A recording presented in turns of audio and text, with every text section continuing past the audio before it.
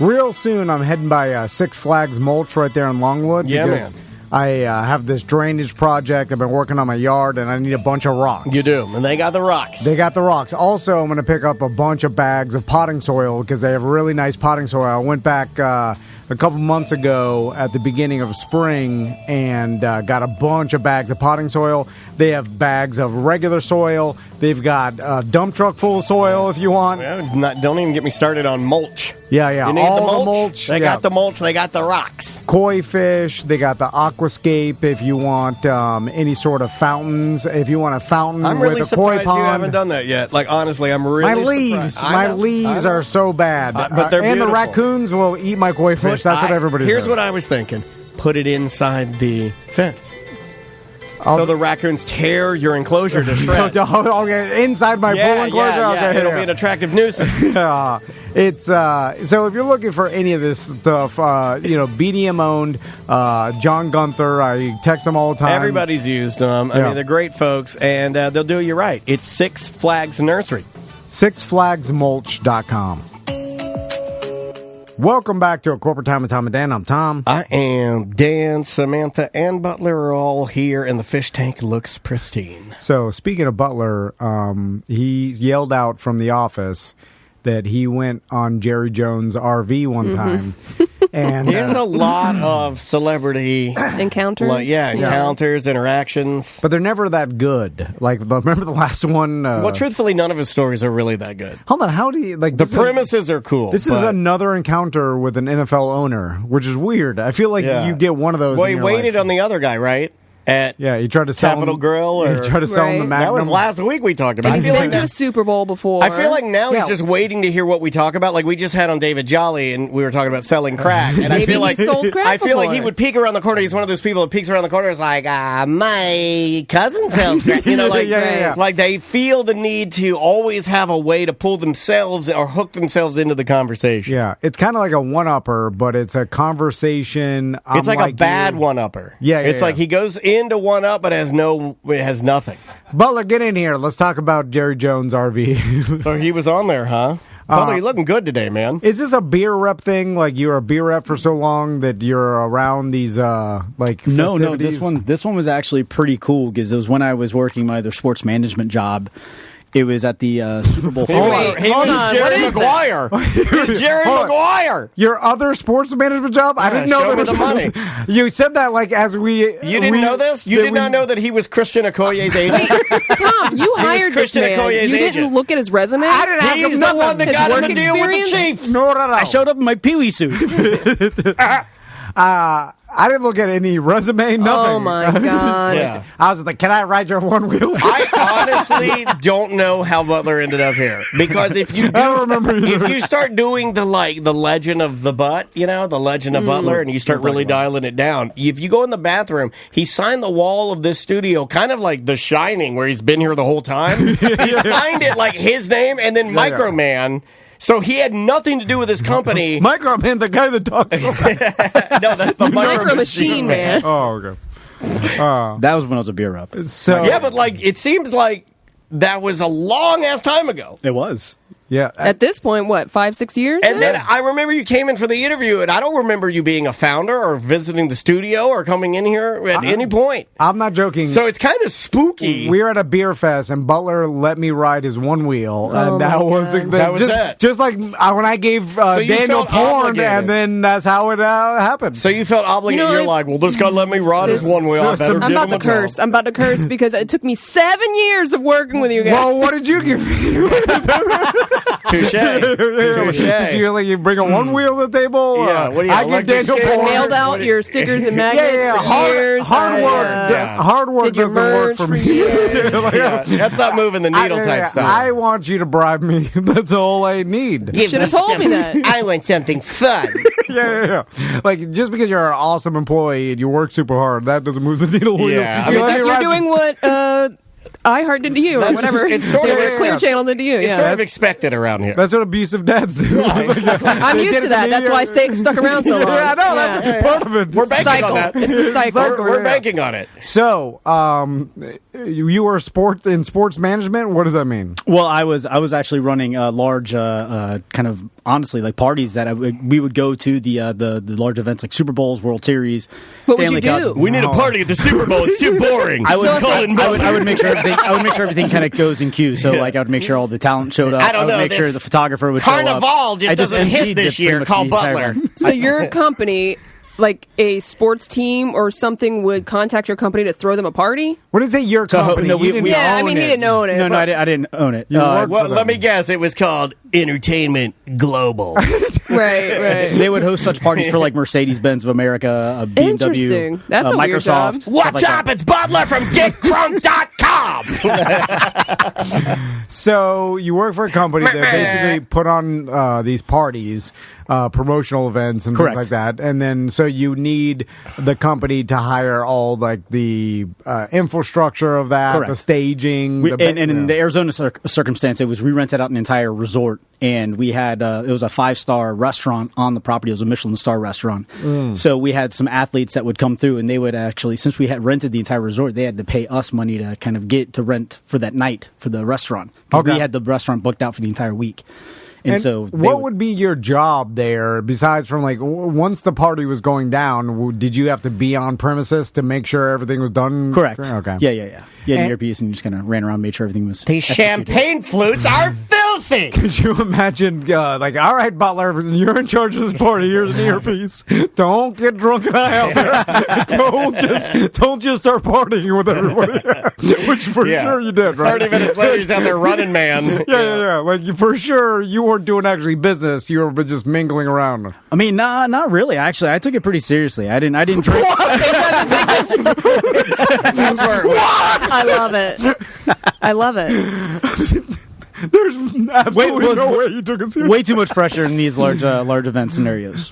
There's actually... Yeah. He works better. There's at a anxiety. little- Basically he saying works you guys better are at a- goofs. Yeah, he works better at an old bumpkin podcast studio. You guys are too loosey goosey. No. You're not real management bosses. Oh, here. yeah. Well, I know that, Sam. So Butler... You're one wheeling and smoking weed together. So Butler only responds to people yelling. I don't think that. I think he went out and he partied Yeah, I and think he got did. high with I drunk. think he was swirling. I think he was dancing the night away. You're hanging out with everybody in the NFL. Like off season, these guys are partying, especially like lower. I think there's there's a better chance that you have a picture of you doing Molly hanging next to the Fox NFL robot. What is that guy's name? The one that dances. Yeah. Oh, he's got a name. Yeah. For sure, they have one of those. They like, do. to scale. Yeah, they do. Yeah. And they paid Cletus the robot. Cletus. His name's Cletus. I was trying to think. I knew it was shoes. I knew it was about the shoes. All right, so you got your headset on. You're running around, making sure Yeah. everything's You're fixing the good. party. You're serious. The serious Butler. It was a Party few butler. days before the Super Bowl, and they had the entire Dallas Cowboys actually came in and they rented out the restaurant. And they didn't have anywhere to park Jerry Jones's massive RV, and so See, we're just like this. They didn't have area for old Busey to bus. park his RV and Johnny's. We are Orlando's Jerry Jones. Shared. Double Jerry's. We're the Double Jerry's. Orlando's Double Jerry's. So we had space in the resort parking area, so we parked it over there. And while he was inside entertaining and doing his thing at the restaurant, You went in there They and- let us go in. They let us go in the RV. And we got to check everything out. So That's pretty cool. So what does Jerry Jones' RV look like? Because we saw the outside of his yacht in the Bahamas, remember Oh, it was when we were ridiculous. there? And it was the biggest thing I've ever seen. Like to the point where It was so opulent, Sam. It was just it was gross. also it was. I was like, no human being should own this. Wasn't it? It's too big. I'm just testing my memory here. Wasn't it black on the bottom?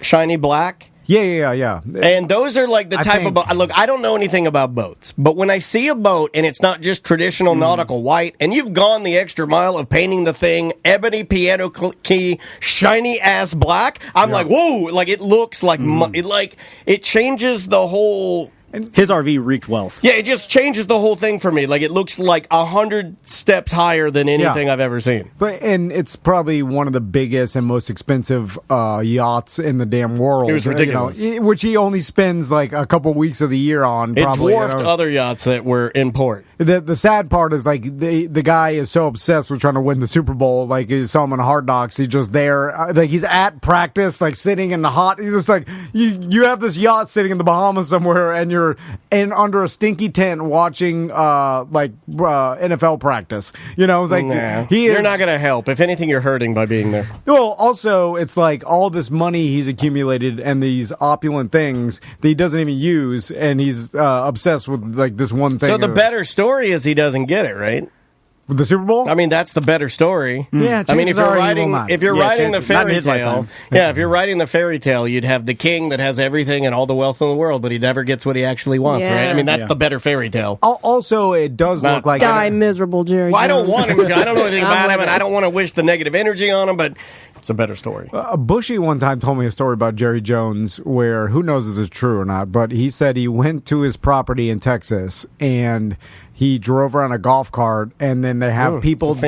They have people that let out, like, and they're hunting, and off the golf cart, they're like shooting at quail, but they had different people, like his employees, letting out bags of quail at different points. Yeah, rich people do that. So when they fly away, like, they could just shoot at them. Yeah. I guess if they got away, they'd end up somewhere, and maybe they'd go and try to collect them. They do that everywhere. It's like trophy hunting. You know? Yeah, and it's crazy that this happens. Anyway. We should do that. At our next event, let's release a quail bag. So was the RV one of these insano, like what we see tour buses with like 3 or 4 slide outs on each side, gigantic? Yeah, absolutely. It didn't look to have like a bedroom at all. I think it was converted into almost like meeting quarters and stuff like that. It was more kind of like business was conducted on this RV. It was a mobile corporate vehicle. It was huge, but it did have these really dope trophy cases, and it didn't have any of the trophies in them. But at some point, whenever he's there and hard he's to drive with the trophies in your case. Yeah, right. They rattle crazy. So he could bring them around. He could bring them around like as like it just.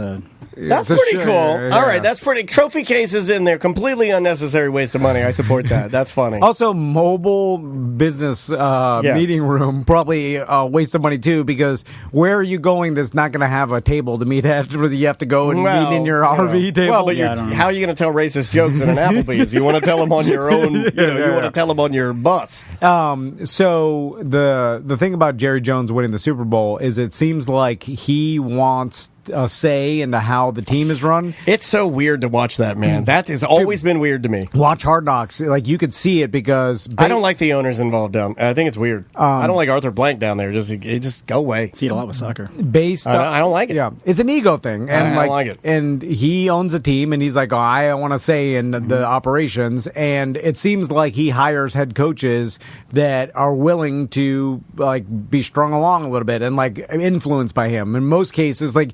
You think Belichick doesn't even ask Robert Kraft about anything football related? You know what I'm saying? Like, maybe there's some discussion when they were losing Brady or something. Obviously, but I hate it. I hate it when the owner is influencing the manager or the coach doing what he wants to do. I don't like it. Yeah, and especially in the NFL, most coaches won't let that happen because they're too good. Right. You know, and they're like, I'm not going to let this owner tell me I know the football. I'm the coach. But Jerry Jones wants to have his hand in it. And Butler's right. You see it way more in soccer. It's crazy in soccer. And ironically, the influence of boards and different general managers, and then the GM will be even over the coach. Or the coach will leave, and then who's coaching? Oh, the GM and an assistant. I'm like, well, how does that even work? Yeah. It seems like that's why he brought in Mike McCarthy, because he was like, I don't have a job. I'll take this job. But doesn't that feel like then if you're that coach, you have to be 100% okay with what your boys are going to say about you being the guy who doesn't get to make the final call. And if you've made it, look, if you can go to bed with that and be okay with it, then that's good. But I'm not wired like that. I'm not the type of person where I would ever be okay going to bed knowing that I'm kind of unnecessary. I mean, you still coach the game and stuff, but you are like, it's kind of unwritten that Jerry Jones is going to be telling you what to do personnel wise and things, and like Now, he's going to have his hand in it. Now, I am a big fan of the scenario, and it doesn't happen very, very often. But I am a huge fan of the scenario where this is set up this way, and Mike McCarthy has an idea of what he wants to do, and then it push is coming to shove, and he goes ahead and does his plan against the wishes of the owner. I love it when things like that happen, and then you get strife. I love that. Here, that's bad for your job. Oh, bad for your job, yeah, but I do like Jerry it. Jones I will fire your ass. I love it. But ironically, it's probably going to be the reason why he doesn't win a Super Bowl, because he's making stupid decisions like overpaying running backs. Well, and he's things had they, to have heard that, right? He's had to have heard that you're the reason our team isn't winning a Super Bowl. Yeah. So you would imagine that at some point he'd be smart enough to know, and old and maybe wise. I won't say smart, maybe wise, because I think wise comes with age, supposedly. Wouldn't it be better for him to go, I'm not getting any younger? Okay, I'm going to have to step out of this and then see what then at least I still get what I want. But maybe his ego's too invested, too enmeshed? I think what he wants is to have the influence and win so that he can give himself credit. Because he's that billionaire type of guy that obviously... Take it all. I want it all. He wants I think ego's involved with old Jerry Jones. Is the reason why he built the Interesting. biggest... You are so absolutely different than Jerry Jones then. Like, I could totally see you stepping back and be like, no. I'm doing the logical decision of what's the best for the team. For the company, yes, which would be better for me. But here's the thing: when you take the money aspect out and the you have unlimited money, then it's like, all right, what accomplishment do you want? You want to win the Super Bowl, but I think he wants a piece of it. Yeah, he wants to feel like something he did was part of the reason why they won. Because I think if he just throw money and pay the best coaches, like hire Brian Flores. Yeah, they went to the Dolphins. You hire a coach, step back, and just let them do it. This kind of they got enough talent that they could do a run, but he'd have to step out of it. And I think if they won, he would be like, but I didn't have my hand in it, so it's less. I think he's that type of guy. It kind of smacks too of like, like when you have like the best actor in the world, and then he'll start a band. Yeah. And it seems like the band means more to him than like it's sort of in a weird way like that. It's like, you mean you can't just be okay with being a great businessman and owning this team and having enough influence there? That's not good enough for you? You're not a sports guy. Because I think in his mind, if the team and the coaches, if he didn't have any hand in it and they just won the Super Bowl, that's not really his Super Bowl. Yeah. He can't hold that trophy, put it in his bus, and then say, like, look what I did. That's what makes him sick a little bit, right? Yeah. That's the sickness. Yeah. This is a multi-billionaire. He's a crazy old man. Most billionaires are crazy. Right? So, Butler, tell us how you left this position at the old... Well, funny, it was actually that Super Bowl that did a massive cut into that company's business. There was who planned this? Well, it was in charge. It was your party that ruined it. No, it was. Was this GetCrunk.com? Well, the Super Bowl before was actually in New York City, and there was a massive snowstorm that loomed over it. So all the ticket prices dropped dramatically. My company made a massive amount of money, and then the next Super Bowl, they didn't expect the tickets to be so radically high. They went from being $2,800 a ticket to $12,000 a ticket because it was in Arizona. It's really warm. Warm weather Super Bowls were always more expensive. Yeah. And so it went crazy high. And so they lost, that company lost like $500,000 just on that event alone. And therefore they trimmed some fat. My job was kind of like a nonsense job that could be easily replaced. And so I left and a couple salespeople and then. Butler's that guy where they just move him around. He doesn't really do anything. By the way, I like how we started like, no, I had a lot of responsibility too. Nonsense job, easily. Yeah, it was. I went choppers do. Hosted parties. He talked himself back out to the truth. You're the best, man. You're the best. Talk himself around to the truth. The narrative starts somewhere. Just let Butler talk. He'll eventually say, I don't know what I'm talking about. I don't know. I didn't really do anything. This was my friend's story. I just heard it. And the truth is, my job was a nonsense job, easy to be replaced. Could not have ended more perfectly. Listen, if there's some people in this world, like Butler, that I'm jealous of because they go through life and seemingly they're not really worried about much, right? Oh, no. He's a good dude to hang out with. Rarely Butler stressed. has your dream jobs, right? Butler- He flies under the radar. Good energy. Right? He's good energy. Yeah, and It's just a good energy about him no matter what. You're not going to get a bad energy. he doesn't I come was in. talking to you about it this morning. You know what Butler doesn't do either is like I was paying him a compliment this morning. You know, he gives off. He's got that creative artsy gene, and he just kind of jellies through life. I like that. I can't do that. I'm too rigid and stiff, like an old rotten potato. Also, not like an S talker where he's like constantly talking S about people. He doesn't do that. He doesn't. He's going to live a long time too because optimist. of that. He's going to live a long time because of that. He's not doing the wear and tear in his heart like we are. No, I know, and I feel like I can't even see you screaming. When's the last time you were screaming at somebody? Yeah. That's a good question. I can't see him doing it. No. He's going to live a long time. I can't either, really. I'm telling you, he's going to live a long time. Screaming gives me a headache. Yeah, and you don't. Oh, my God, you baby. Screaming gives you a headache. All right. Choppers don't scream; they just chop. So if Jerry Jones doesn't win the Super Bowl before he dies, is it gonna be real sad if they win like right after he dies? Yeah, like that. That'll make me laugh. Every once in a while, that happens where it's like, And every time they win, they're like, "It's for Jerry." Right. They'll do that. Jerry. there's Doing it for Jerry. But there's always some like Olympian that has some story that's sad. They're like they spent their whole lives, they finally won a gold medal, and they're like, Dad died a month earlier. Yeah. You're like, oh Or my they God, left as they were leaving. I was leaving to get on the plane to go to Tokyo as my father was getting his last chemo. I'm like, oh my God. Like Jesus and they Christ. didn't make it to see, and that happens with sports stars and like speaking of Super I think it happened a Super couple Bowls. times in the Olympics this year. Yeah, and Super Bowls too. It's like the person's parent passed away like that year, like the year you won the Super Bowl. Like you waited your whole career, you got to the pinnacle, and like that's super sad. I was pretty. I mean, taken aback a little bit that my mom didn't even get to see the first season of Ted Lasso. All right, bye. Welcome back to A Corporate Time with Tom and Dan. I'm Tom. I am Dan, Samantha, and Butler, the fish all here. Did you see? I think we had a shrimp die. Oh, no. Really? Really? Yeah. Is its body on the ground? Yeah, its body's on the ground. And it wasn't like, you know how they molt? Yeah. When they molt, he almost looks like a skeleton, exoskeleton kind of a gray kind of. Yeah. This is not. This looks like he was freshly cooked at Kobe. Bright pink red. No. Is he? Did the He didn't fish go eat the look. crabs? Oh, No, nobody's eating him though yet. Nobody was eating the shrimp, which led me to believe that maybe they don't like to eat him.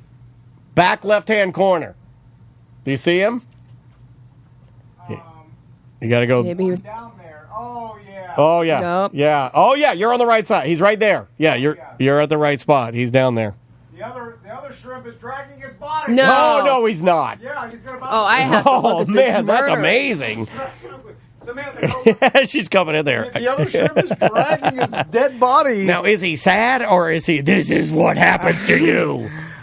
Tearing him apart. Yeah, I think Is he's he? eating Oh, him. he's eating him limb from limb. Oh man, that's he's bad. eating his only friend. Oh, That's now what- are those our if two? you die, I'll eat you. Okay, I Just like like a that. shrimp. And you know what? If you die, I'll eat you. Let's Let's make a pact. Who would I'm be? rotten inside. I don't think I'd be good eating. The best one to eat on this show, I can't say because you guys will keep your keep your mind in the gutter. Yeah. I would like to tell. I'd like to be the type of broadcaster that could properly tell my audience who would taste the best if I ate them, but I can't say that. Well, I imagine it all tastes about the same, but you want like I'm not even. Yeah, I told you. Shrimp was just fast poking the other shrimp in the rib cage. Oh, that's what they do. Yeah, he's trying to get in there. Yeah, he's trying to open break them up. through the exoskeleton. What's in there? I want to eat what's in you. Yeah. Man. Hey, somebody in the chat room said something completely unrelated to where we're driving. I had a place I wanted to go, but somebody in the chat room said something that is still resonating in my brain. Mm-hmm. Somebody said that on actual TV back in the day that somebody had filled a fake Bigfoot carcass full of dead raccoons and animals, and it made it on the news. Well, hold on. Okay. They filled a So they fake They made Bigfoot like a Bigfoot body costume. and then in order to make it seem like it got hit by a car or dead or something like that, they filled it full of like meat, so it was Okay. like a little more believable. For what purpose? Like as a prank? I think so, yeah. Because it still is a thing. I imagine less now because there's way more cameras and it's virtually impossible to get away with the same kind of stuff. But there used to be a thing where you dress up like a Bigfoot or a skunk ape, and then you would let yourself be seen every once in a while, like twice a year, just to keep the legend going. Yeah. Especially if you had like a small gift shop. They did that. I remember we talked to someone on the radio one time, this is... Brock is saying it was in a giant cooler, so they put the body in a cooler. I got it right here. Okay, thank you, Sam. All right, somebody said this. I saw it, and I go, that didn't happen. Did it really happen? Because I am reading. It's. I like bringing these things up because I think it helps you, Tom, actually believe that people are just as stupid now and quite possibly more stupid than they've ever been. Well, this is your classic, I'm pranking the small town I'm in, or like I'm, doing something to get me on the news or to like have some sort of story written about, I pretended to be trapped in a well one time in DeLand for weeks. Horrifying. So what did they do this for? Well, it's this guy who is like a Bigfoot enthusiast, right? And he runs a Bigfoot website. So, of course, he's the one that finds Bigfoot in northern Georgia. And he says, there's a lot of comments being made that it looks fake or it looks like a suit. But these people wasn't there when I was sweating, pulling this thing through the woods. Ooh, I love your Northern good prov. Georgia. Good Northern prov. Georgia. Good prov. That was great. He's actually from the East Bay. Doesn't but matter. he found Bigfoot supposedly in North Georgia. That is a quote. And so but these people wasn't there. So he's saying he found a dead Bigfoot. Yeah. And so it's a picture of what looks to be... It looks like a costume, right? But there is like some intestines coming out of the stomach. Right, type and then situation. you just test those. Yeah. And you go, oh, yeah, these are raccoon intestines. You're a dumb old man, right? Well, you just look at the costume and be like, this is a costume. Is this a costume filled with raccoon intestines? Yeah, I Yes, mean, you could tell it's just a fake costume from... Spirit Halloween. Yeah, or whatever it is. Even like even if it's the... what was the Bigfoot movie back in the day? Harry and the Hendersons? Harry and the Hendersons. Yes, Even so if it was good. the hairy costume, which was a good... That's kind of what it looks like. Yeah, you could... That's a murdering costume. Didn't the man that was in that die? Or is that another old wives' that tale? true? I don't know what to believe anymore. Yes, the man that wore the costume on Harry and the Hendersons died because there was improper ventilation within the suit, or at least the tale goes. That's an urban legend. He just died of gigantism or whatever you die from when you're too tall. Oh, was your heart? He was a big man? I think that's what later he died. Like those guys die young. Like you get 35. They're like Dobermans. Yeah. Or not Dobermans, like Great Danes. You're 35 and you're 7'3" and you keep growing and your heart can't take it. God, at 14 your back hurts. Yeah. Man, You that's got bad. That's a rough life. Arthritis. Better to be small than tall. Didn't Andre the Giant had that, and he could have... His body gave out. Yeah, because there's actually a way to stop it, and he didn't want to because he thought it was going to affect his wrestling career or whatever. But I think nowadays, if you have whatever that is, the gigantism or whatever, it's like an over... Your glands are producing whatever, too much growth hormone or whatever. Did you know that Andre the Giant used a small 2-person jacuzzi as a toilet? I've heard stories like, yeah. I made that up. Oh, okay. I just thought it'd be funny that he couldn't use a real toilet and he had to go in there and squat over a jacuzzi. Well, in his documentary... Don't turn the bubbles on. He had to He poop on a actually, towel. the guy that played Harry in the Hendersons, Kevin Peter Hall was his name. He actually contracted HIV after receiving a contaminated blood transfusion during surgery. Oh, man. It wasn't the suit at all. Not the suit. This suit gave me Was not- HIV. It's an AIDS. Oh, man, It's an it's an AIDS AIDS suit. Would have never, that must be, That's a rough go.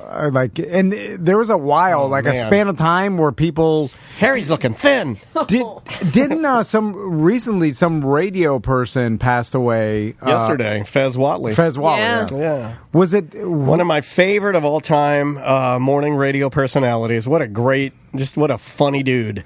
And the Ron is still Bennington. Ron Bennington's still alive. Yes. Okay. But didn't someone's wife... Ron Diaz, I believe, is still alive as well, but his wife contracted AIDS. From a blood transfusion, right? I believe so, yes. Oh, wow. There was a span of time where they didn't have the technology down right, or they weren't testing as accurately, but people were getting AIDS from blood transfusions. Oh, yeah. And, like, you heard stories of people's relatives, like, oh, this... Like, it wasn't, like, insanely rare. Oh, give me a blood transfusion, man. It happened. I ain't getting AIDS. Anyway, so... yeah, it seems like the day and age of oh my God, these Brock, pranks. I remember this. Brock in our Twitch chat room, he says there was a plot line in Golden Girls where Rose may have gotten tainted blood transfusion. I remember that episode. What a horrible episode of Golden Girls. Never saw that show. I gotta get on it. No, it's horrible. It's not. Is it horrible? I hear it holds up. No. It's got some funny jokes. Doesn't hold up. The nostalgia is what people are talking about. Yeah. It's not. Cheers So if holds I've up. never watched it, you don't think it'll hold up for me? It'll be No. cute. Because I don't have the nostalgia for it. No, it'll be cute. I think you'll be okay with it. You like Disney, so you'll be okay with it. Isn't it pretty, like... It's not, like, Disney-friendly. No, but it's like the whimsy. kind of risque for the time, Yeah, but right? there's whimsical stuff that you... It's right? only risque because old ladies were saying it. But other than Gotcha. that, it's not risque at all. The youngest Stupid. lady on the show was playing the oldest lady on the show. So the crop circle type of things, the most recent one was that silver thing, that The monolith. the monolith that someone left in the desert. You mean unexplainables? That was the last time that I saw something like this actually catch hold and be talked about. It seems like most are instantly debunked because it's all fake anyway, but there's not the prevalence of these, hey, I'm going to fool my town by doing some, building something, or crop circles, or picture of Bigfoot, or sightings, or whatever Right. it is, because everybody has a phone and it's easily debunked, right? Yeah. The skunk ape thing, I think we should just put it to bed. And I think that a lot of these people, a lot of skeptics, especially the ones that love the paranormal, right, and love the ghosts and the goblins and the Bigfoots, Yeah. and the Nessie, those guys, Yeah. I feel like, unfortunately for them, there was a perfect sweet spot where there was like a little bit of phone that would make it more fun to do what they're doing, but not enough to ruin what they're doing. And now it's full on ruined, and they're just not willing to let go. Yeah, like late 90s. They don't want to let go. They're like, oh, they're still out. No, dude, we know they're not out there. It's not out there. I'll tell you, there was a sweet spot where people went on the internet on their computers, But they weren't always on it. But they weren't on their phones. Yes. And so That's when it was good. It limited the amount of people that could access the internet quickly and debunk stuff. So people were accessing the internet when they got home or at work, and they were getting still. It wasn't constant connection. Yeah. Now it's You're right. instant. Like everybody's like, nah, fake. And then before it was like, just spread around. Yeah. It was like at least the email forwards. It could get some loft. It could get a little air inside of it. Like the old people would email forward, like a urban legend or a BS around, and that would spread it. And then not everybody had phones, and not everybody was looking at different things. So like now it's like so segmented, and everybody's quick to jump on it's fake. It's just like you can't do those things anymore. Yeah. Although that monolith thing got a lot of traction for a while. Well, just because it's something that's never been done before, right? Yes, yeah. Like, who's going to be the guy that comes up with the new creature, right? Isn't somebody going to do a creature? Because we did, I want to say about 20 years ago, the big one that was new to me, probably wasn't new to my Latin friends, was Chupacabra. Right. Oh, that, yeah. But to me, like, that was popular in Chupacabra, Florida, like Miami. 20 years ago, Chupacabra was new Bigfoot, right? So it's been enough time, right? Where's the new one? Slender Man. Well, That's creepypasta stuff. It's because they're like it almost like the fact that everybody has a camera and HD quality video capabilities in their pocket. It's almost basically proved that these things don't exist because now everybody has a high quality video camera and we haven't seen it. Because it didn't exist. It Right. never existed. Yeah, and so people are like, oh, okay, yeah, it's all... And you couldn't get away with, like, posting the blurry picture of Bigfoot walk across the field. Well, that's why these ghost hunter shows and these type of things that are still funded and still on TV drive me insane, because I'm like, we all know, I mean, you're in your, 9th season. It's the only show in the history of shows that 9 seasons you've never found one ghost. I'm not trying to do some lame, hacky stand-up. I'm just saying... Yeah. But they'll have little things in there, like you heard this in the audio. You know what I mean? Yeah, but you got to let go of it, right? Yeah. At some point, you just be like, it's not a real thing. You're not helping it by continuing to beat. It just makes you look like like an opportunist. Like the only reason you're doing it is to make money, right? Some people, though, it's like faith. They believe no matter what. Like, you're like, I don't know, there's no proof of any ghosts and stuff. I'm like, I seen one, I heard it, I know what I heard. You're actively or whatever, proving to yourself there are no ghosts. All you're doing is going out and reiterating that. And then when you tell them, are like, well, what is it? Like, what? They're like, oh, it's energy, and I believe this, and I think they're out there, I believe it. And then you're like, such easy explanations. Like, remember a lot of times these, and you hit the nail on the head, Sam. A lot of these guys, they love the so listen to that's some sort of strange frequency on the tape. And I don't know why we always use the Southern voice, but I guess it just fits the stereotype that Hollywood has written within these shows. But remember, you and I have worked in audio for so long that you just run a magnet over a tape. There's your static. Boom. Yeah. There's a ghost. It's like, there's an orb. It's like, that was a bug that flew past the light. You know what I mean? I saw one the other day. Big piece of dust. That it's actually sad, but it made me laugh. Is it when they're fat rednecks running in the woods? They're like, what happened to Jerry? He fell down. No. And they're huffing and puffing. It was lots went out. It was a middle-aged mom that had let's say 4-year-old, something like that. And she's claiming that the 4-year-old is a reincarnation of someone who died in the Twin Towers.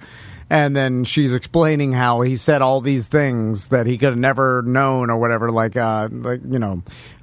said I fell out of the window. I did this, basically. Well, the odds are probable that someone may have fallen out of the window during those attacks. Well, she's saying that the kid, being 4 years old, is saying all this, and he has no knowledge of this is somehow proof that this reincarnation. Okay, all right. And I felt, and why it's sad is because I'm like, oh, you're a crazy lady, and you're gonna be crazy to your kids, and your kid's gonna be all effed up from this. Yeah, because this is gonna lead into something else, and for sure we're getting a million hate mails. And then your kid's gonna get the hate, and which isn't fair, but it'll happen. Yeah, because you're right. Because you're indoctrinating this to be reality to your kid, because you're gonna say like, oh yeah, and I'm just like, oh god. But that's another one. It's like, and then that video will spread around the internet and have 1 million views, and then you'll be that lady forever. I mean, I say forever, but things are fast now. Like every day there's something new, people consume it and then move on and never look back. Like you read that story about the lady with the 9/11 kid reincarnation, you'll never go back to check in on her. No. You'll just read Whatever happened to smoking baby? Yeah. It's just people consume it as throwaway garbage, right? No one actually really cares. I do that though, but I'm a weirdo. Like I will go and revisit, things will pop into my head and I'll go, I wonder what happened to that. Like I went and I looked up that red-haired kid. Remember the Gingers Have Souls kid? Yeah. That is Copper Cab. He was one of the first, I think, huge influencers. And I went and looked that guy up, and man, it's most of them, if they've been around for a minute, can get horribly dysfunctional and sad. The tales about these people. Yeah, because you got some sort of fame, and then you don't know what to do with it, and so you start doing a lot of weirdo things. You're trying to somehow and monetize the weirdo things it. Pull more people in. The weirdo things. Well, then you're trying to copycat what made you famous to begin with, and then that never works. And it's just like you can't be fine with this just some one-hit wonder anomaly that and move on with your life. You're just like, this happened and I got all this attention, and I'm trying to copy that in some way. Has there been one? You're a documentary guy. Has there been a documentary yet that's come out that has kind of studied one of these type of influencers and their fall from grace and the negativity? Yeah. That involves. Has there been any high profile deaths or suicides in the fact that they... I don't know. It just seems like that would go hand in hand with it, right? Doesn't it? There's a documentary, and it kind of focuses on one character, the RV guy, the grumpy RV guy. I've seen that. I've seen this documentary, yeah. That one where it goes through a bunch of different YouTube, viral videos and like checks in on what happened with them and what, but it's dated in the fact that it's not even like that anymore. No, it's not. So it's like you're showing what happened in 2010. He went to like a film festival, right? And they were he was happy to be there. And the way things are in 2021 are different than 2010. Sure. And it's like they're referencing YouTube videos, and now we're just consuming stuff at such a rapid pace, like with TikTok and all this other stuff. Like it's never. And back then, it was like, one super viral video that everybody kind of saw at the same time, and we all consumed it, and we're like, oh, look at that. Now it's just an endless. It's so scattered that it's not like that. Yeah, there's anymore. a lot of stuff that people will say are wildly popular that I haven't even seen. I'll be like, I didn't see that. Remember what Busey told us about those guys that those influencers are like, supposedly some of the biggest people on the internet right now. I forgot their names already, but I had never even heard of them being referenced before. And we talk every day and talk about like stuff going on and stuff, but we had never even mentioned them on a show. And those people are... Damn, I can't remember their name either. They're some of the biggest content providers on the internet, and it's some people we've never heard of. So Nelk Boys. What is it now? Nelk Boys. Nelk Boys. Yeah, something like, I don't know. I've never even heard of that. But they're huge, and they're making insane amount of money. And what does it mean, Nelk? There's a documentary on HBO Max called Fake Famous. Yes, I saw that one too. You saw that? Yeah. I haven't seen it yet. But. That's pretty interesting. They just went over like how people are being trained to use social media. Influencer, yeah, and like what they want and why they're doing it and stuff like.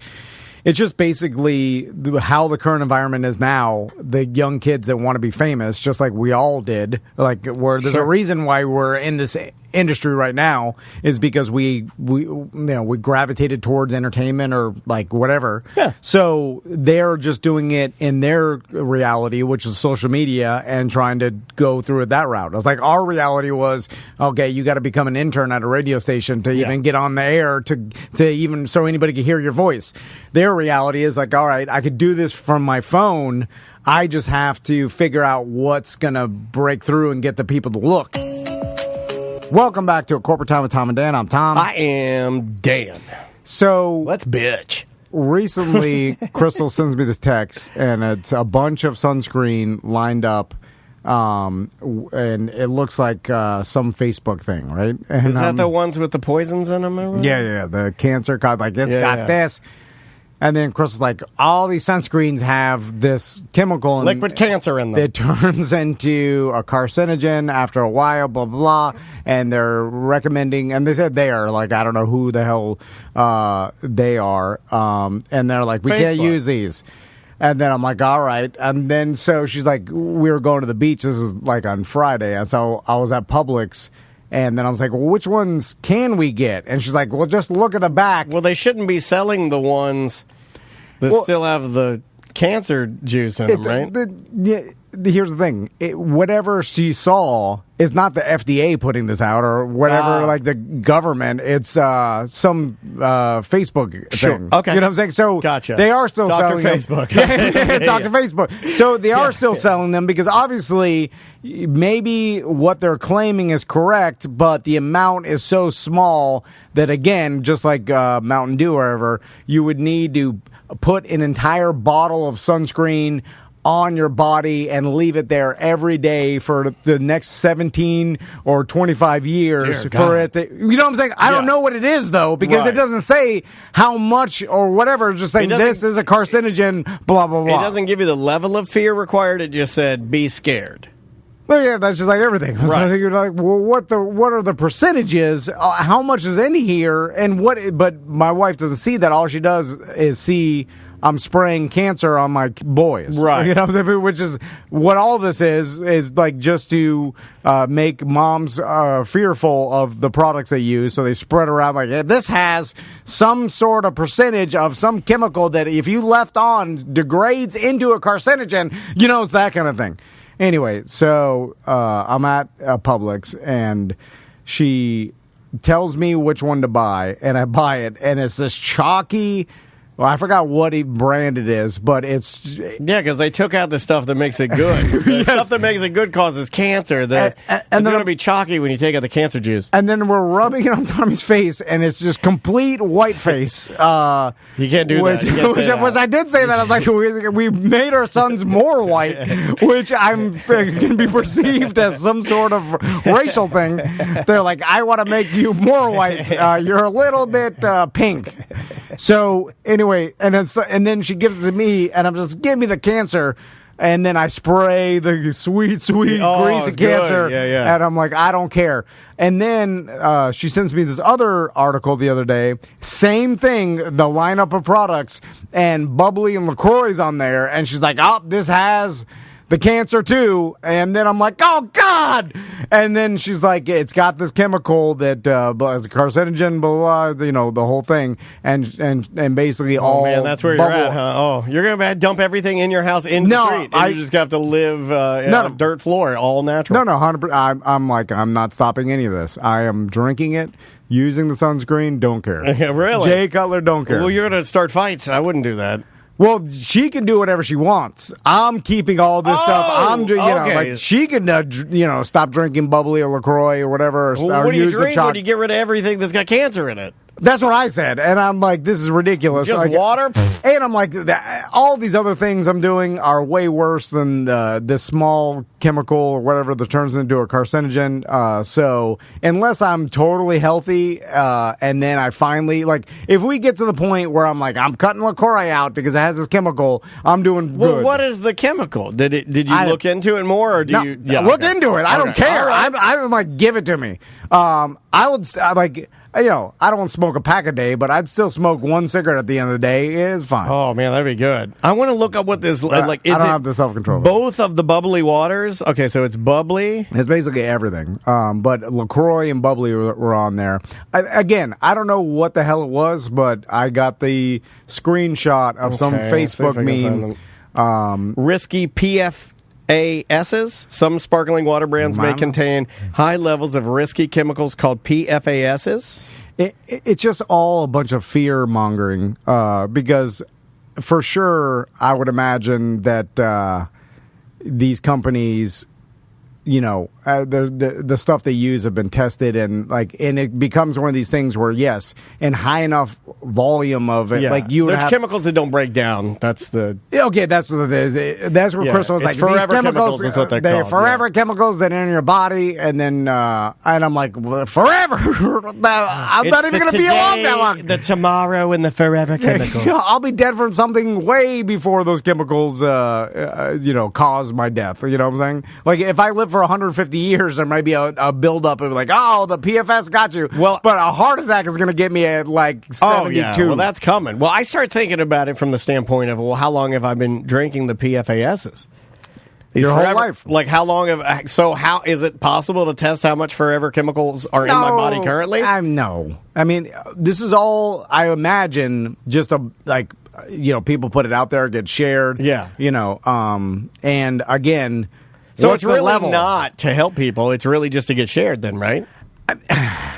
Once Crystal has seen it, now she can't get it out of her head, and she's like, I don't want this. I'm like that. And then I'm just like, you have to ignore it. I'm like that. It's hard to push those things out of your brain, man. Like, if you start looking into everything, like everything we eat, every processed thing, everything, you know what I'm saying? Like, it all has something. You dig too deep, you're going to, You want to get to growing your own food and, slaughtering your own, Crystal don't have to do that, but, you want to, it's impossible. I don't think it would be possible for me to do that, yeah. You cannot do that. It's not feasible for any of us to do that. I couldn't Rob Greenfield it, no.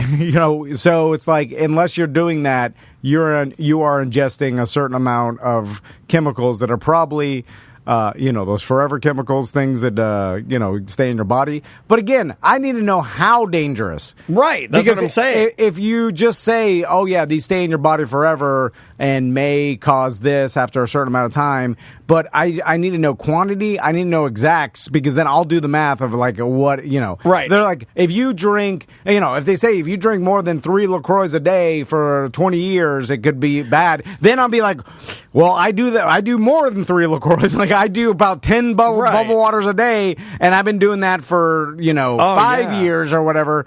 I drink at least 1 a day. At least 1. Yeah. I don't think I've had a day where I haven't had one in a couple years. So then I'll be like, well, I got to dial it back. But if you're like, well, it would take 50 a day for 50 years, then I'm like, fine. I'm way under that.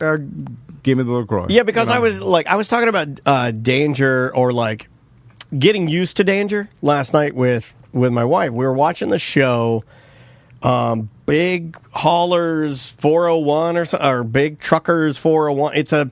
It's a show about these guys that have those massive mega tow trucks, the ones that tow semis, and how they recover these type of 18-wheelers in Canada in the crazy weather and stuff. Yeah. And so you got this guy out there, and he's working with multiple tow trucks at one time. Like one's pulling the back, one's pulling the center, one's pulling the front. They work in tandem, that kind of thing. Pulling some insanely heavy semi off the side of the road with cables that could snap and take your head off. And it had fallen over, right? And they're pulling this thing up. It had 45,000 pounds of textiles inside it. Mm-hmm. And they needed to ride it.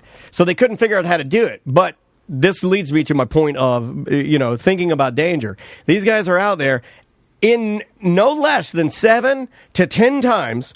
Giant chains that are connected to the front of this truck would pop, sending a metal ball with a hook on it about the size of this microphone. So what is that? About the size of a softball, let's say. Oh, yeah. At the guy behind him, and it would go inches from his head, and then it would slam into the truck. No, I'm not kidding. Yeah. And kang, and then he'd be like, oh, man, I almost died. And they did that like 9 times, and I'm like, okay, what's going to, like, why are they that cool about, like, the show that's a reality. It's crazy, dude. That's actually not a bad show, because it's kind of boring because there's not a lot of action, right? They're just moving trucks slowly. But, man, it looks dangerous, because you got cars that are still driving on the left side, and on the right side, you got chains that are popping and whizzing by your head that could kill you instantly. Yeah, and that to me is now that's danger. Well, that becomes the problem too with everybody. They can't put themselves in other people's shoes and understand their perspective, which is hard to do, because very hard. And listen, hard for me, hard for everybody. But some of these guys, like and that type of guy will get mad because he has to wear a mask in Publix, and you're just like, just wear the mask. But his reality is like, I almost died 10 times yesterday. I don't care. You know what I'm saying? Obviously, his risk level is extremely high. Yeah. I'll tell you something else that happened in the show that you'll find interesting. It's one of the first times on a reality show. I guess this is a reality show. They're covering, unless they stage these 18-wheelers in Canada going off the side of the road. It's very interesting in this episode, they're working with a new tow truck driver that they'd never worked with before, and they hated on him the whole time. They were talking about how, like, he doesn't know what he's doing. He didn't have any know-how. Bullying the rookie. They're like, we never want to work with him again. It made me uncomfortable, because it's the first time in a reality show I've seen them, like, really disassemble somebody mentally. They're like, this guy's an idiot. They're looking at every shot was this guy messing up. And I was like, I even looked at Andrea. I'm like, this is making me uncomfortable that they're not, like, the guy's out there trying, right? Yeah. And it's a dangerous job. And yes, he didn't know what he was doing. But, man, they were being hard on him. That could have been cooked by the producers. I believe it was. But my other point was, coming back around, was I told Andrea, if they had cooked this and I'm on this show, I'd have been livid. Because they made him look like special needs bad. They made it look like he barely knows how to drive a car. Yeah, it was bad. Now I'm like so skeptical of everything. I know, right? right? They probably brought this guy in because he's a buddy of one, and they're like, "Hey, you play the." The guy who's a bumbling fool, and you'll be on TV, and he's like, all right, you know what I'm saying? It could have been as easy as that, because all this stuff, they need storylines. They got a showrunner. They're like, oh, we need a bumbling fool to come in. You guys will bully him, and or at least talk about how bad he is. It'll create drama. Like, I didn't at all it's like cooked, it. yeah. Let's try one voicemail. I think we got a little bit of time before we have to take a break. This one was muffled, so I'm going to need your help figuring it out, but it has something to do with me. Hey guys, listening to the BB show about Dan dying at the dentist.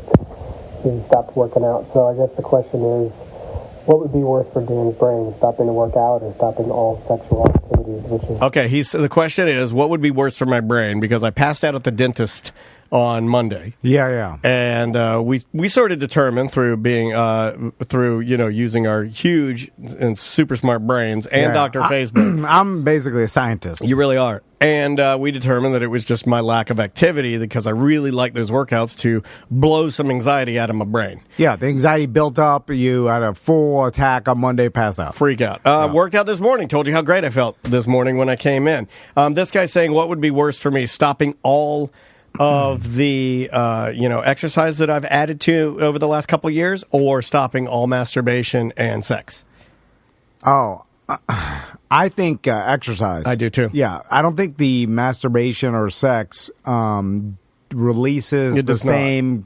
Like it does it in small.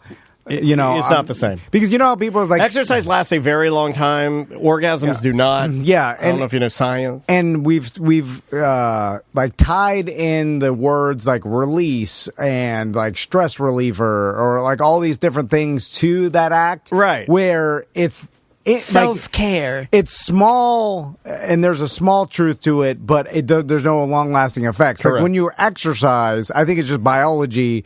You are for hours after, your body is still like recovering and regenerating cells and getting benefits from it. Yeah, you're releasing way more chemicals into your body than the dopamine, I guess, for like an orgasm or whatever it is. Like, right. And then so you're building up lactic acid and doing things that you're naturally as a human we would exercise because we would have to survive, right? So like our human body is used to the exercise to survive, and then by replicating that, even with the Peloton or whatever it is, you're getting your heartbeat beating. You're doing the exercise, you're getting your muscles moving. That's going to be more healthy and more beneficial than the other thing. Yeah, for sure. I would guess, but again, no, I agree. I'm Dr. Facebook. I agree wholehearteately because the lasting effects. You could do your own test. Go and work out really, really hard. Because the Peloton workouts are like, especially for cardio, they're difficult. And then go do whatever, go do your sexy time, and see which one has longer lasting effects. And mine is always 100%.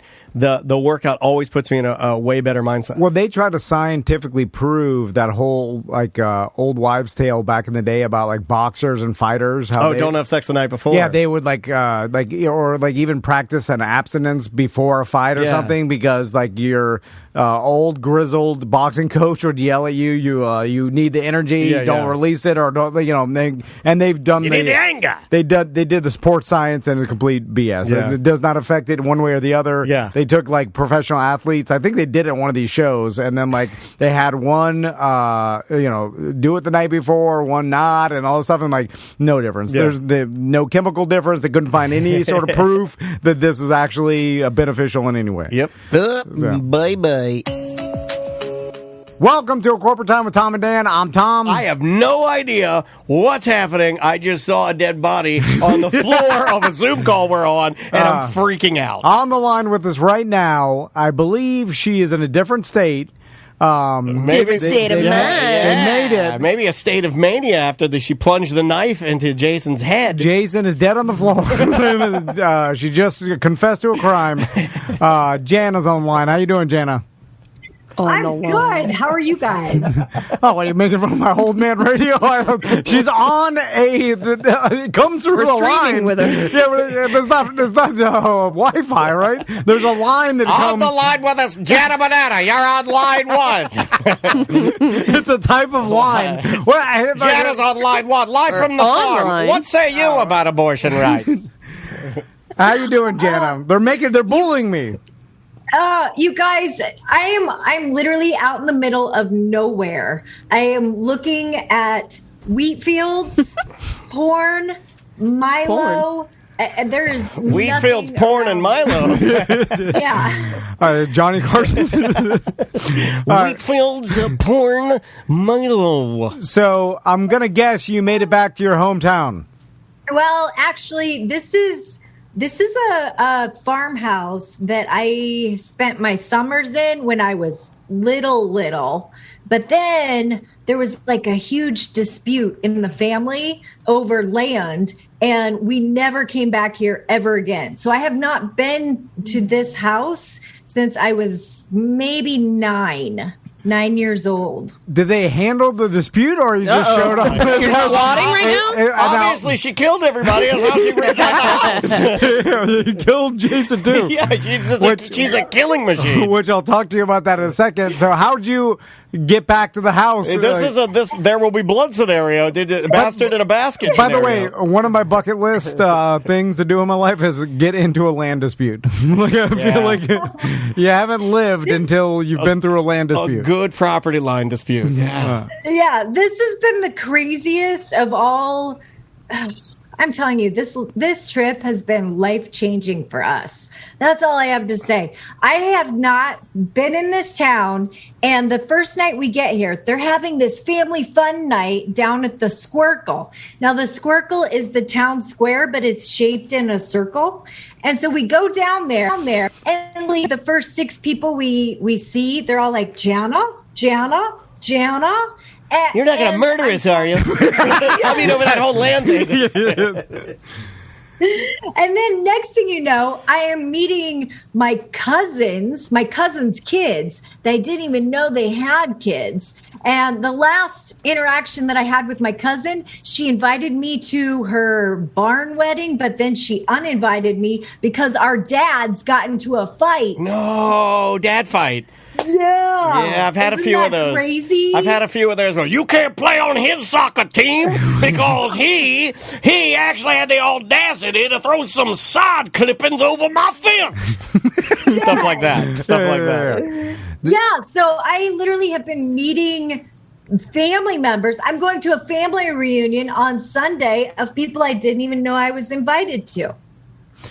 This is amazing, man. So, you are definitely living lucky, man. I got so many questions for you. Okay, let's rewind a bit because the last thing we heard, and I don't know if... well, as you were pulling out of our studio driveway... and we had heard that week someone spilling your business. Spilling the tea. Tracy did. I'll sell her White Claw Tracy. White Claw Tracy She's a fan of you guys. Was getting drunk and got loose lips and chips. Yeah. And she told us that your first camping adventure that you went on, that you bailed in the middle of the night because it was too hot. And it was hot. And not to say I get pleasure in other people's pain or being right, but I did take a little bit of pleasure in knowing that when I said there's no AC in here and you said no big deal, I did say openly that's going to be a big deal. So you were right and we were wrong. You were totally wow. Is that what you good? Is that what he never hears that. He never hears that. I literally have never heard that. I have never heard that.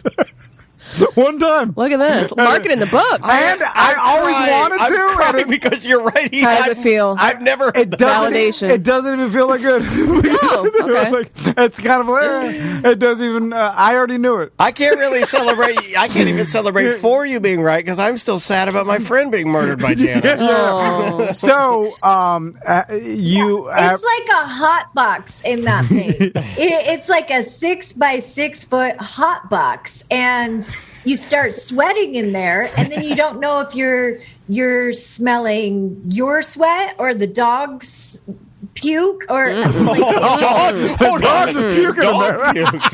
How did we go from hot box to dog puke? This is a morning show. You are. It's been an adventure. I will tell you that. I have learned so much about myself, about my husband, about our boundaries. Like we've got boundaries that we have. So did you sell the trailer? And if not, could we purchase that trailer? Well, I at a discounted rate. I follow you guys, and I've seen that you've head up. I've only seen a couple of videos in front of the camper. Those seem to fade away. So what happened after you bailed on the hot box day? Like what happened after that? Okay, so we had that day. then we've been taking little breaks here and there to let UPS get the air conditioner to us, because that was a huge deal. UPS had lost our air conditioner, and so we were like, oh, no big deal, we'll just go without it. And you were right, that was one of those situations.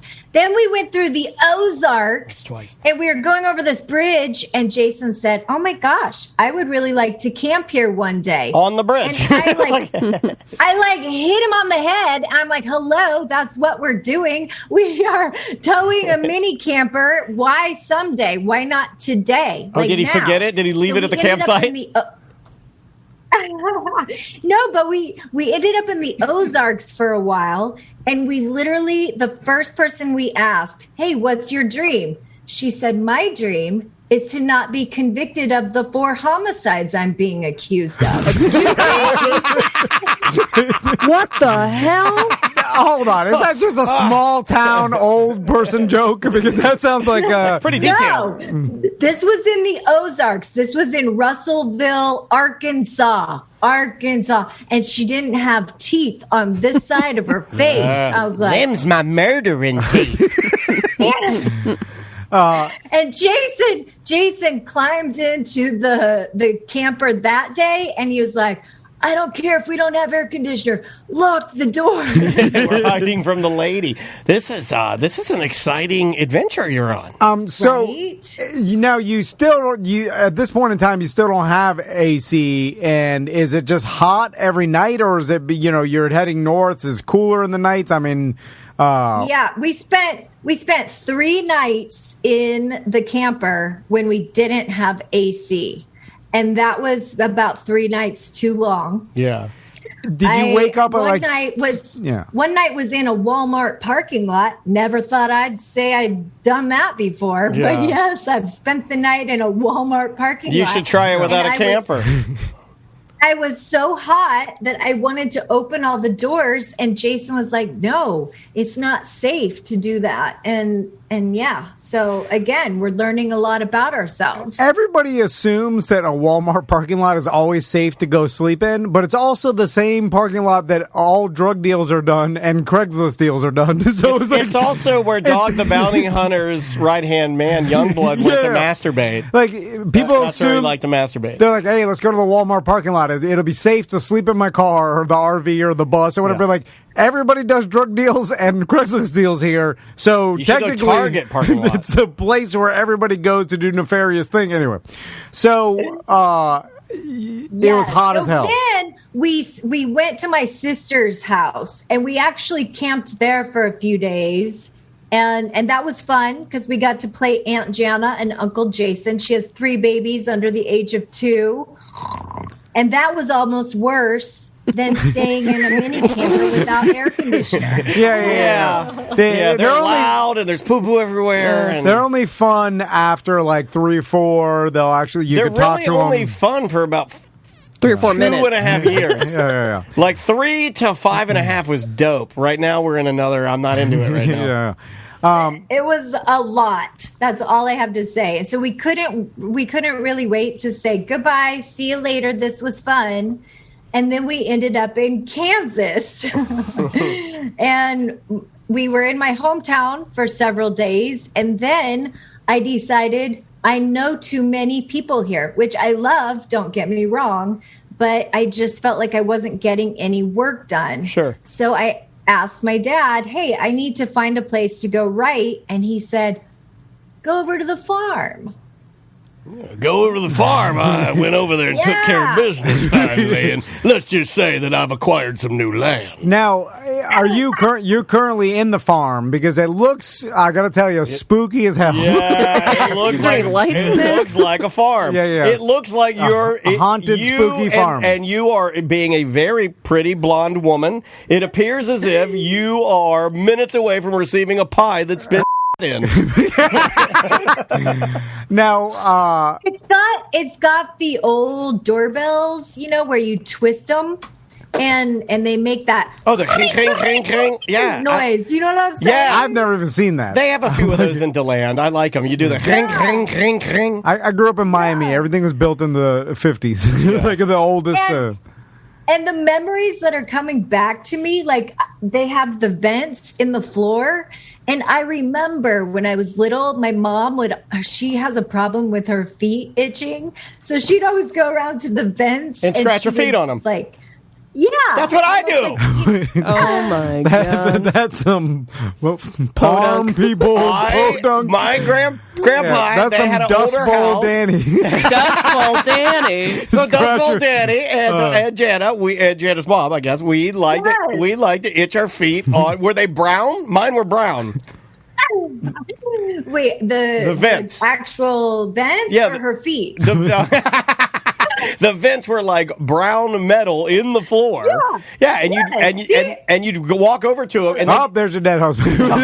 He's dead. And then the heater would heat them up hot. Yeah. So if they were really itchy, you could go in there and lay your ice cold feet on the hot metal vents and scratch them hot.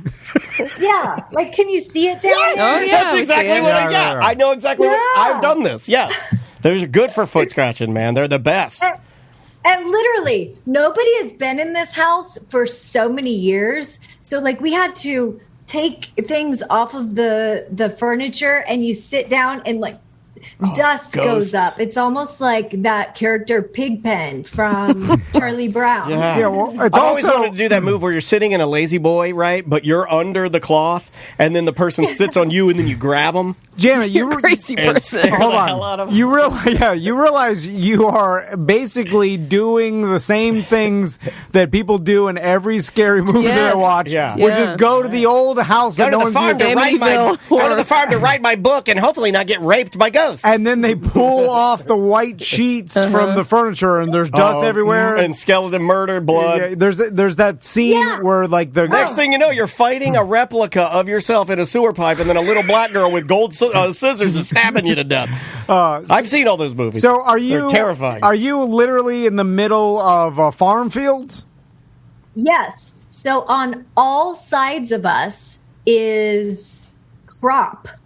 We're literally, they call this house the house in the field. So you can see. That's a horror movie. That is a horror movie. That should be the title of your horror book. The house in the field, surrounded by corn. Yeah, I'm scared Children of to the move Corn. my computer because I want to show you guys. It's really crazy. And my dad, he was like, "Oh yeah, you can open all the shades and things." Well, they're the kind of shades that once you pull them, they go all the way to the top. Hold on, down now. Jana, hold on.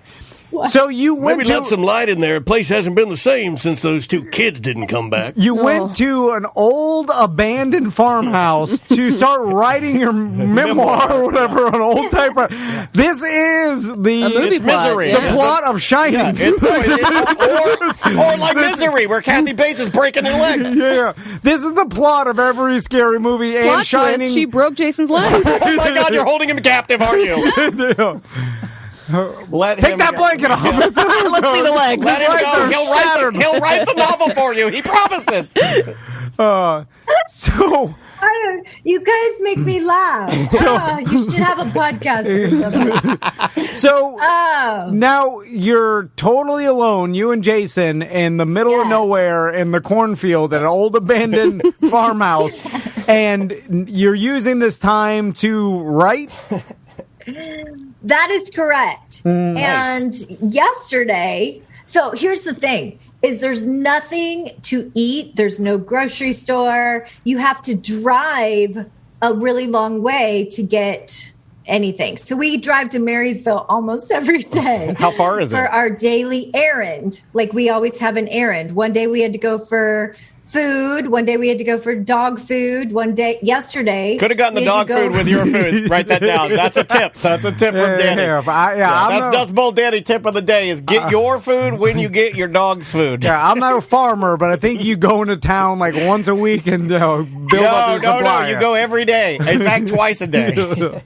Oh, and Jason's doctor had suggested that he get this booster vaccination shot because I don't know if you guys remember, but Jason had COVID back in February, and he was one that ended up in the hospital. Very it was bad. Intense.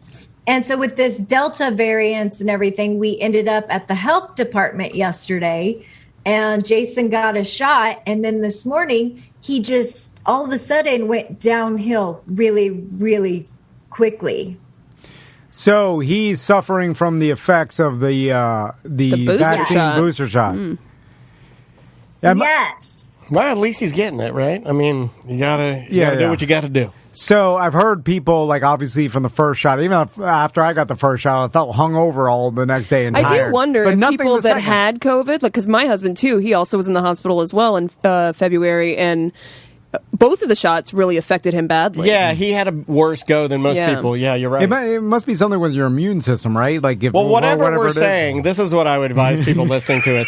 Take what we're saying as gospel, write it down, and live your life to that. We're medical professionals. Yeah, and if you don't, you're wrong. You're absolutely wrong. And it's God's plan. And I'll fight you in a parking lot about it. So now, Jana, your husband, he is laying on the floor with in horrible pain, with the microchips just attacking his brain. They're stealing all of his good ideas. From what I've seen that's what they say on Facebook. He's already been ravaged by the Pizzagate microns that are in his brain. And so what are you doing now that your husband is, he's gone. He's as good as gone. The microchips got him, and what are you doing? Yeah.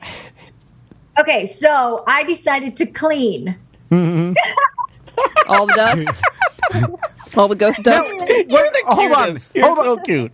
Who let you use this house? Because you did say it's a family dispute. Oh, yes. We didn't know how the dispute ended. Yeah. Like, this is also an easy way to kill the member of the family that you have set a grudge. This thing has been so crazy because my dad and his brother, I don't know if you could imagine this family tree. Okay. They have not spoken in 35 years. All right. Okay? Oh, man. What was the blow I like up? that. Your dad's a real man. Digging in. Okay. So here's the thing. I'm living lucky. I go down to this family fun night and I see Nancy Nolte. And Nancy Nolte says, "Hey, Jana, why don't you come to church tomorrow?" So I go to church, and next thing I know, all of my cousins are there. And then I'm going out to their house for lunch. And then all of my aunts and uncles are here. And I'm like doing family reunion. And we're catching up on 35 years of life. Is that not crazy? That's heavy, too, man. That's heavy, too. Because does your dad know? You may be mad. Uh-oh, don't tell him. and that I've been struggling with. Because in a way, it feels like maybe there might be some sort of betrayal there to him. However, I'm like, you know what? It's not my grudge.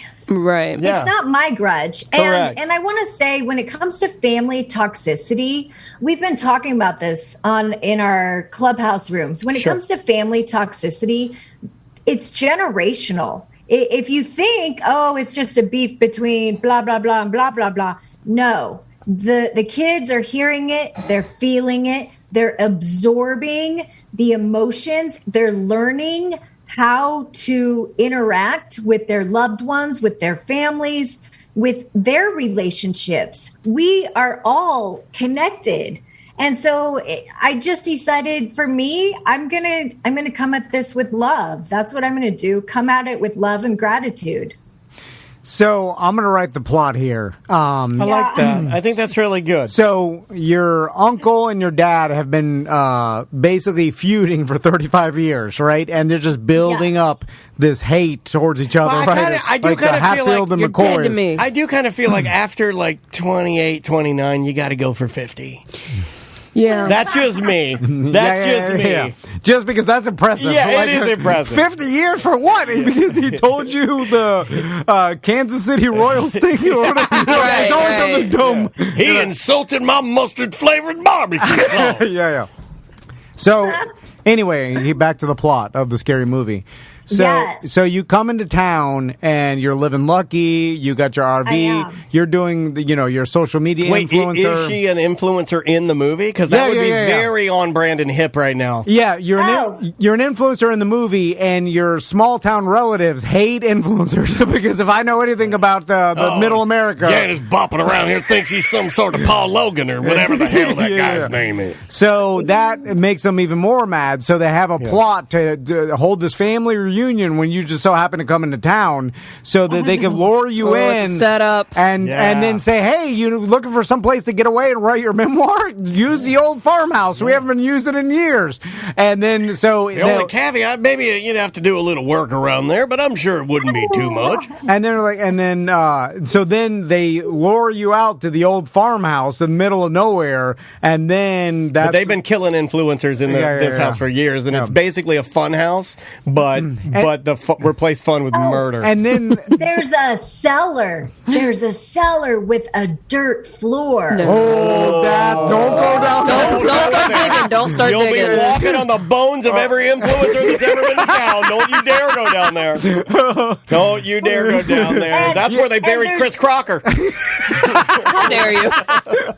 You wonder where Chocolate Rain went from? That's Tayson Day. He's buried down there.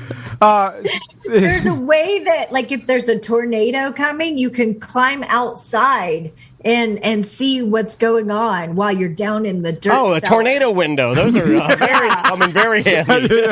Also, if you go down there, hope there's a whole bunch of cabin in the woods trinkets and things you turn ballerina dolls. Just don't shut the door. Porcelain Whatever dolls. you do, like when you open the cellar door, break it so it can't be affixed back on there. Leave an exit. Here's something else that's kind of I don't know, eerie about this house is my great grandfather. He got dementia in his later years of life. Had no one seen him since. Oh no! And they say, at least the legend goes. You can hear him tapping his cane. Sometimes at night you can hear him say, "Let me the hell out of the farmhouse, you idiots!" That he ran into the court and never seen again. There's these latches on the doors, and they're up high because my grandpa had shoulder problems, so he couldn't lift his arm. So to keep him from going up the steps or down into Lock him in, he's eating all the Bibles. Hold on, you got latches as if someone knew someone in a wheelchair could reach him. They have these latches that are up high, and so there was one day when I accidentally got stuck between the two doors, and I was like, Jason, you got to let me out. But here I can't. Some big guys hold me down and hacking at me with a machete. Look at my husband now. Look at so I'm just trying to be really careful not to accidentally latch the doors. Are you sure you got an email from a doctor that said your husband should take the booster shot that now has rendered him useless on the floor? It does sound an awful lot like we got to get this guy down so we can pull the plan off. While all the latches and the locks in the house are just, the only person that could reach them would be standing and reaching high. Oh, man. I gotta this tell house you is going to be the end of you. If your car doesn't start, there's something wrong. Oh, you know what though? I need to put my hand controls on the car in case I need to take him to the doctor. Thank you for that little reminder. But let me tell you. God, you have no way out of it? Oh my God. We're coming to you. Stay right there. We're on our way. We're coming to you. Your husband is on the floor. You have no car to get out because your hand controls are not installed. And the murder locks that are on the top of the door have all been put in place. And you can't reach them. All the influencers are dead in the basement. But your cell signal is better than any comedian we talk to. That's true. Very true. Which makes me even more. Yeah, how are you able to get such a good Wi-Fi signal? She was worried about it. I was so worried about it because I don't even have Wi-Fi. I am using my phone and I'm tethering. Nice. Are you kidding me? It's unbelievable. Are you serious? It's in really the middle good. of a cornfield. It's really good. It's better than downtown LA in your mansion. Yeah, and I would love to take my computer over and show you the piano because you start playing the piano and it hasn't been tuned in I don't know how many years. Bling, bling, bling, bling, bling, bling, bling. bling, bling, bling, bling, bling, bling, bling, bling, bling. Please tell me it's an old spooky stand-up. You know, like the old cowboy. Harpsichord? No, like stand-up piano. Yeah, stand-up. You An put in the upright. corner, They call it an upright piano. It is an upright piano. Oh, my Yes. The spookiest of all pianos. You got to get the hell out of there. Upright piano is made so people can hide in it. So I don't know how much longer we're going to be here. We're definitely going to be here through Sunday because that's when the family reunion is. Or as they call it, the grand finale. Do not go outside if everybody's holding torches and they have some sort of ceremonial corn laid. Like that movie Midsummer, where next thing you know, you're being burned in some flower hut. Yeah. They've laid all the corn down in a some pattern. sort of satanic pattern. You got to get the hell out of there. Oh my gosh. Okay, so here's one other thing that happened in this little town is that the owners of the hardware store, the husband and the wife, they simultaneously put dreams on our mini camper. And one of them put, I want to go visit the redwood forest. And then on the other side, the wife put, I want to go on a vacation to go visit the redwood forest.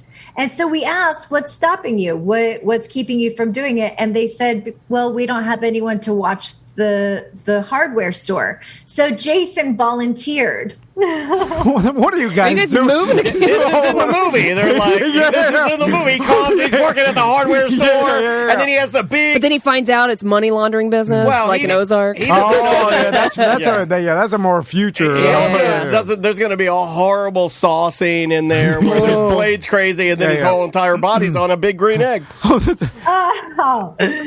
Anywho, so go ahead. Is he going to watch the hardware store? Well, he can't.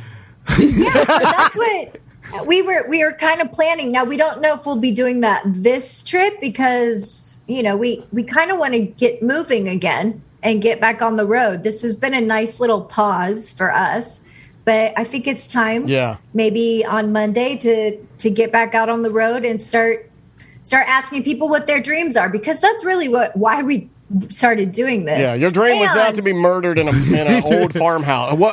How is the book coming? The book is, it's coming slow, but I definitely felt like I needed to start writing some of these things down. And we've been meeting people that you ask them what their dream is, and they look at you like, dream? I don't know what you're talking about. I live in reality. I don't dreams are for babies. Yeah. Tom hates dreams. Or they'll say, nobody has ever asked me that before in my life. And I think, really? In fact, this one couple that we met, they had just retired. And I asked the husband, I said, what's your dream? And his wife goes, yeah, Bob, what's your dream? Because they had never talked about it. Yeah. Who talks to their wife? I do like talking to that old bag. I do like the complete lack of communication in the fact that the married couple wrote the same thing on either side. I know, and never said one word about it. That's a little. It's super cute, but in a weird way, it is a little sad, right? Because they didn't talk about it. Yeah. So anyway, it's been Jana. It's been eye-opening. Yeah. Now, I feel like what you're doing is awesome, by the way. And that's why we like talking to you, because you're a good person. This is his preface. Yeah. No, you know how this is when he starts Here giving... it comes. Yeah, no. It's like when people go, I thought my life sucked, and then I saw you. No. I just... My thing with... If I wanted to go across the country and ask people their dreams and see if I can somehow help facilitate these people's dreams, from what I've experienced in my life, a lot of people's dreams are unattainable, and I immediately, when they tell it to me, I'm like, I can't do it. That's never going to happen. Yeah. So you kind of want to shore up an attainable dream for them? Well, it's just because if it's an attainable dream, then I'm like, well, I can give them advice about how to do it. Like, what's your dream? To, have a full-time job and you pay your mortgage? Okay, well, I could give you advice on how to do that. Or are you talking about, like, unattainable, like, because they're so crazy? Yes, because because some people have dreams. I want to play in the NBA. Yeah, something to that effect. I'm 38 years old. Or they, their dream is to, make millions of dollars, be rich, and it's like, all right, well, you look around, and you're like, what have you done so far? Did you even try to do this? And then they've done nothing. Right. And it's like, well, based on the fact that you've done nothing your whole life. So are you claiming to Jana that not all dreams are attainable? Well, what do you do, Jana, when someone tells you a ridiculous, unattainable dream that because you're a smart person, is never going to happen? Okay, so I try to not make that judgment call. And here's what I have found. Really, I just ask the questions. Because at this stage in my career and where I'm at, I don't have the resources to make their dreams happen for them or to buy whatever it is that they want and honestly, if I can just ask the question, what's stopping you? What is it? Why? If I ask why 5 times, usually it starts to unpack what's underneath it.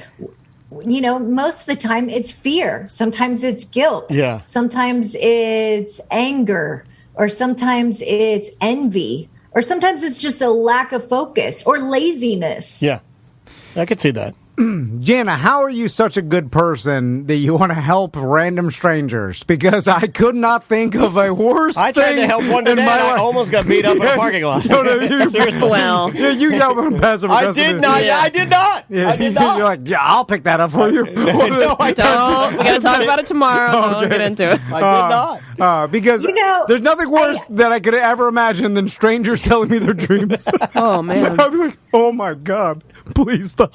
Stop chirping. I can't take it anymore. Okay, so there have been times when I've had to stop the conversation. I'm like, okay, Jason, this is, taking. I didn't want to spend 2 hours at the rest stop. There's been moments like that. Yeah. But honestly, I feel like if I want to be a speaker, if I feel that my goal is to help people get to where they want to go, or if I want to even plant a seed of inspiration, maybe of imagination, or just envisioning their life, what could be possible, then it's a conversation worth having. Yeah, no. And that's awesome. To be honest with you, the more that I ask them, I find that I'm getting more out of it myself. I'm not only helping myself, but I'm getting research into what's going on in just people's brains.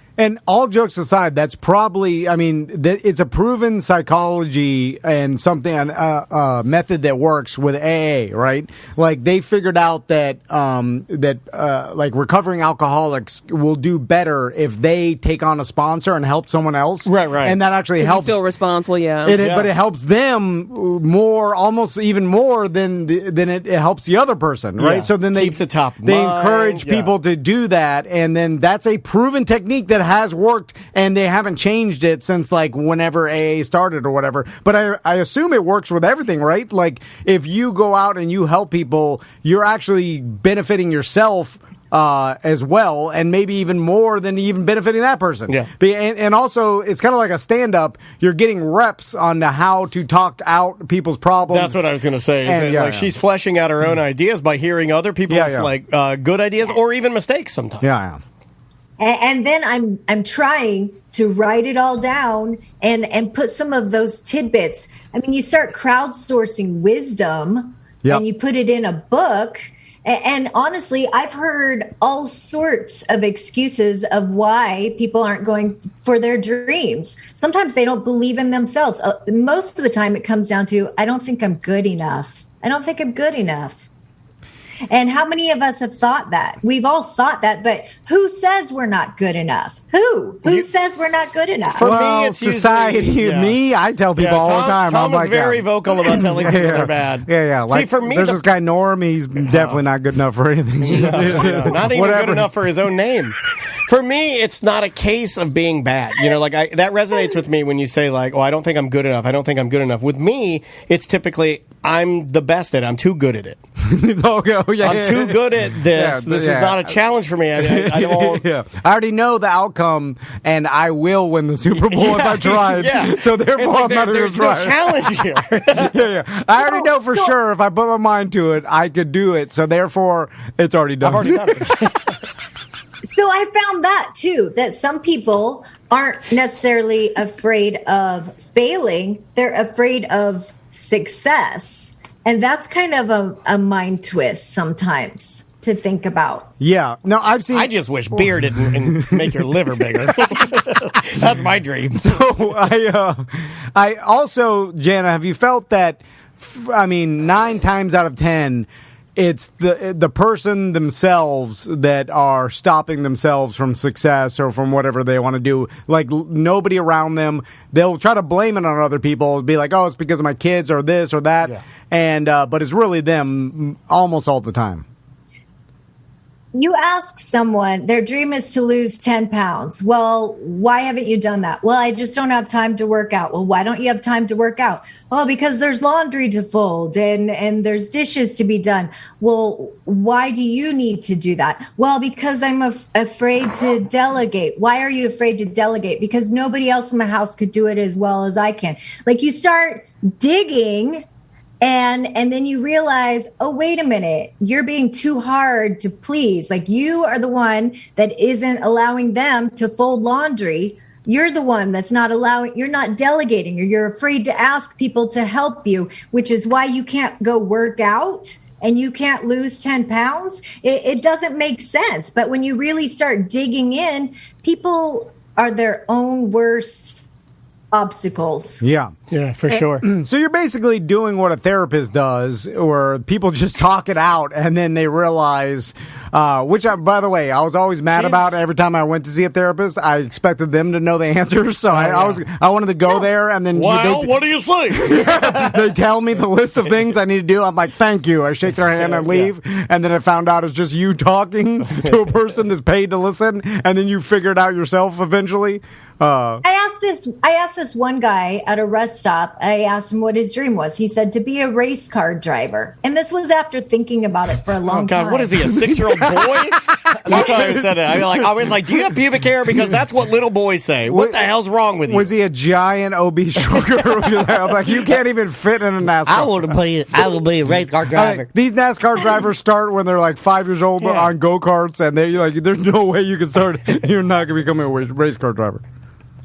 Well, I asked him, I go, well, what do you do now? And he said, I tow race cars from race to race. Oh, that's insulting if you want to be a race car driver. You see, you're towing what you love. And the actual race car drivers are laughing at you. And everywhere you drive, you look in your rearview mirror, there's a blanket race car driving right behind you. Get as far away from race cars as possible so you never see them. I love talking to Jim.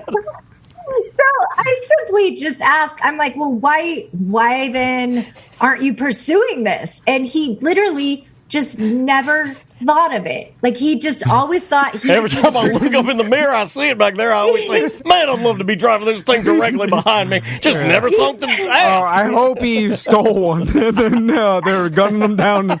I'm just saying. He's doing donuts in the cornfield. Yeah.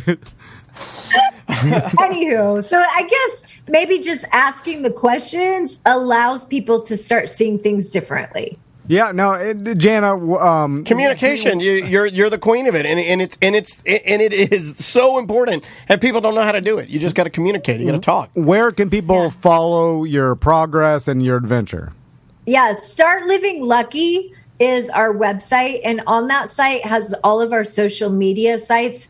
We're still learning how the flow of all of this goes. So Facebook has really been our main consistent updating platform. But again, you can find that if you go to startlivinglucky.com. Awesome. All right. Now, the only piece of advice I have for you is start filling up glasses of water and leaving them all around the house just in case you got to swing for the fences.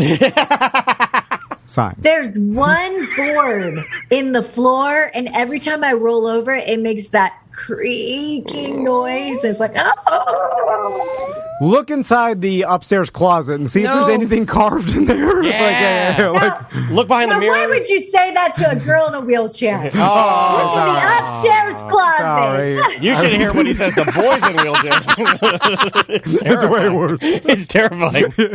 Sorry.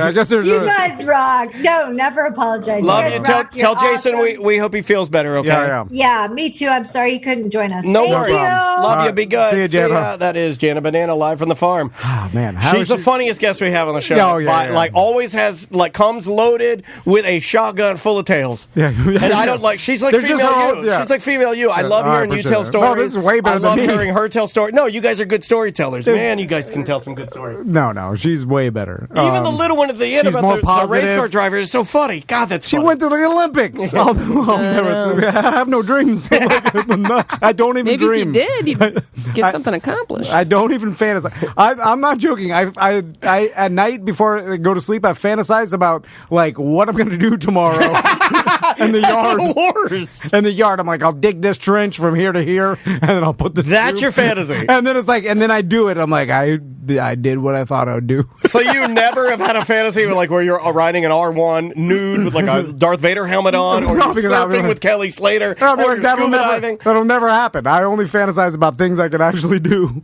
Oh, that's sad. That is sad. Is that sad? Yeah, man. All right. I'll talk to Jana, but she's going to be killed tonight. Bye-bye.